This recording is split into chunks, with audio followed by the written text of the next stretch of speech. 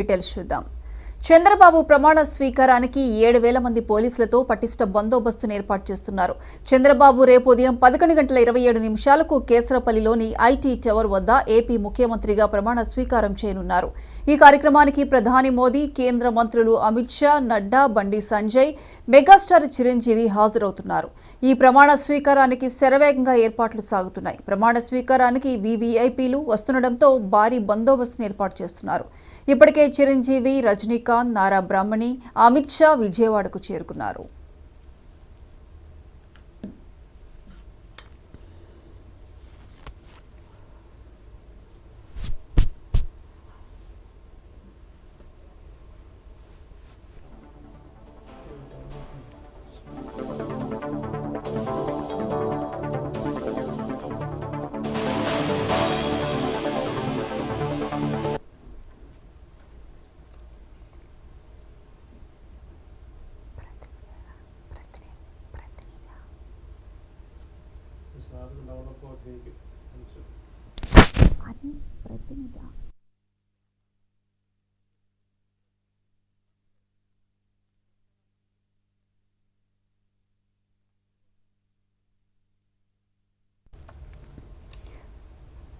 చంద్రబాబు ప్రమాణ స్వీకారానికి 7,000 మంది పోలీసులతో పటిష్ట బందోబస్తును ఏర్పాటు చేస్తున్నారు. ఇక రేపు ఉదయం 11:27 ఈ కార్యక్రమం జరగనుంది. ఇక దీనికి సంబంధించి పూర్తి అప్డేట్స్ మా రీజనల్ కోఆర్డినేటర్ అనిల్ ఫోన్ లైన్లో అందిస్తారు. అనిల్.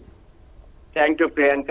ఏదైతే రేపు 11:27 ముఖ్యమంత్రిగా నారా చంద్రబాబు గారు ప్రమాణ స్వీకారం చేయనున్నారు. ఈ ప్రమాణ స్వీకారానికి ముఖ్య అతిథులుగా దేశ ప్రధాని నరేంద్ర మోడీతో పాటు బీజేపీ ముఖ్య నేతలందరూ కూడా హాజరవుతున్నారు. ఇప్పటికే గన్నవరం ఎయిర్పోర్ట్ కు చాలా మంది రావడం జరిగింది. అయితే ప్రధానమంత్రి వివిధ రజనీకాంత్,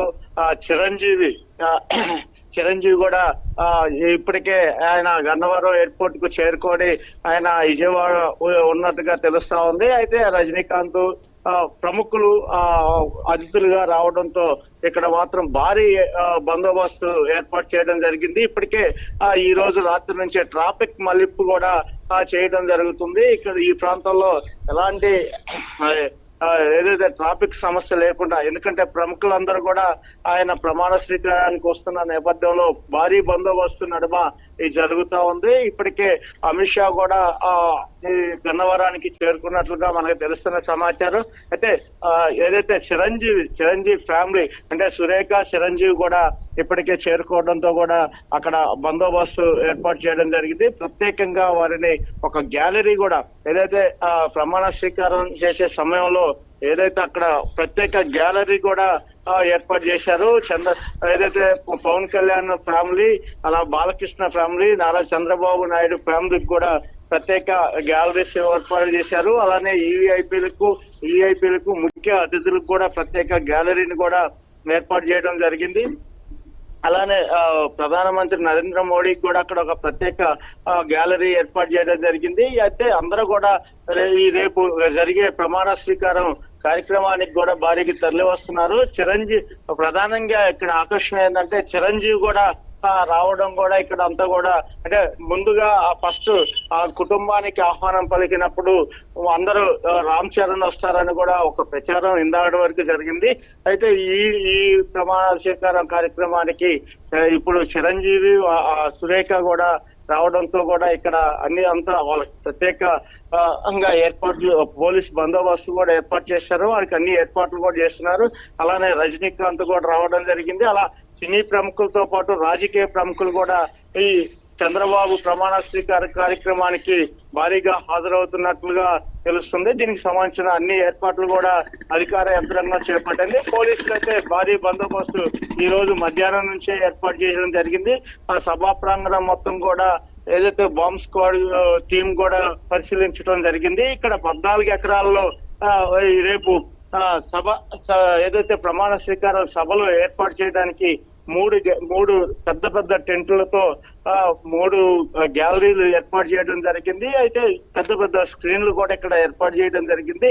అంటే ప్రతి నియోజకవర్గం నుంచి 250 నుంచి 300 వరకు కూడా పాసులు ఇచ్చినట్లుగా కొంతమంది ఎమ్మెల్యేలు కూడా మనకి సమాచారం ఇచ్చారు. అయితే ప్రతి నియోజకవర్గం నుంచి ఎంతమంది ఈ ప్రమాణ స్వీకార కార్యక్రమానికి వస్తారు, వాళ్ళందరికి కూడా అక్కడ ప్రత్యేక గ్యాలరీలు ఏర్పాటు చేయడం జరిగింది. వాళ్ళందరూ కూడా పెద్ద పెద్ద స్క్రీన్ లో ఆయన చంద్రబాబు ప్రమాణ స్వీకార కార్యక్రమాన్ని వీక్షించే విధంగా కూడా పెద్ద స్క్రీన్లు కూడా ఇక్కడ ఏర్పాటు చేయడం జరిగింది. అంటే మొత్తం మీద చూసుకున్నట్లయితే రేపు 11:27 చంద్రబాబు ప్రమాణ స్వీకారం చేయబోతున్నారు. దానికి పెద్ద పెద్ద ప్రముఖులు వస్తున్నారు. దానికి అన్ని ఏర్పాట్లు బందోబస్తు కూడా అధికార యంత్రాంగం చేశారు. ప్రియాంక, అనిల్, అయితే ప్రముఖులు అలాగే వివిఐపీలు విఐపీలు వీరు కాకుండా సామాన్య ప్రజానికం కావచ్చు, కార్యకర్తలు కావచ్చు, కూటమి కార్యకర్తలు కావచ్చు, మొత్తంగా ఎంతమంది హాజరయ్యే అవకాశం ఉంది?